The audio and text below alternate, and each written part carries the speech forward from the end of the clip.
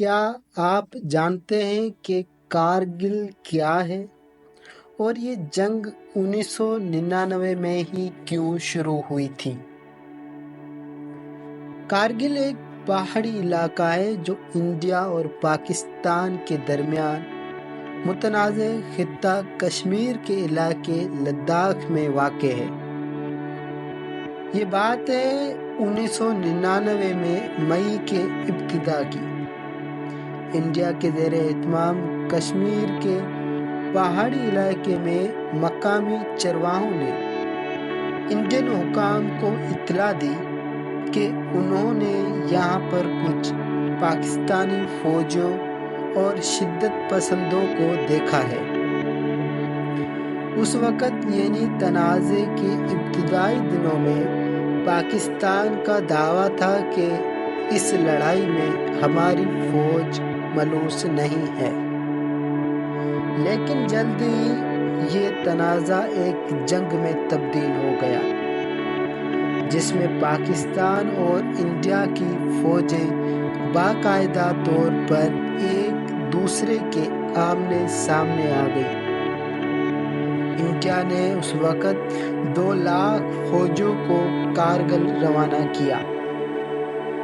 اس کے علاوہ Indian air force نے بھی اس جنگ میں حصہ لیا۔ اس میں پاکستانی فوج کا مقصد یہ تھا کہ انڈیا کے لیے لداخ اور کشمیر کے باقی علاقوں کے درمیان واحد ایک راستہ جس کو ختم کر دیا جائے۔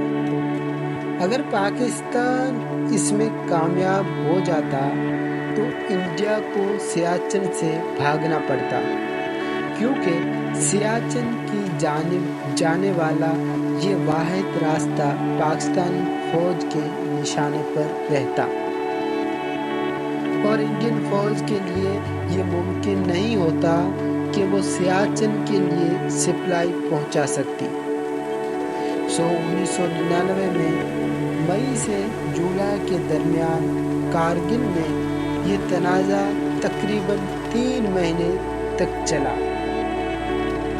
شروعات میں ایسا لگ رہا تھا کہ پاکستان آسانی سے یہ جنگ جیت لے گا۔ ابتدائی دنوں میں پاکستانی فوجی پہاڑیوں پر اونچی جگہ ہونے کی وجہ سے پاکستانی فوج کو برتری حاصل تھی اور پاکستانی فوج کی شیلنگ کی زد میں آ کر کئی انڈین فوجی ہلاک بھی ہو گئے تھے۔ پاکستانی فوج نے انڈیا کے 2 لڑاکا طیاروں کو بھی مار گرایا جن کے پائلٹ پاکستان کے قیدی بن گئے، جبکہ ایک اور طیارہ بھی نشانہ بنا جس میں موجود 4 انڈین فوجی مارے گئے۔ پاکستان نے کشمیر سے لداخ جانے والی نیشنل ہائی وے پر جسے NH1 کہا جاتا ہے وہاں پر شدید بمباری کی اور انڈین فوجیوں کا اس سڑک کو استعمال کرنا تقریباً ناممکن کر دیا۔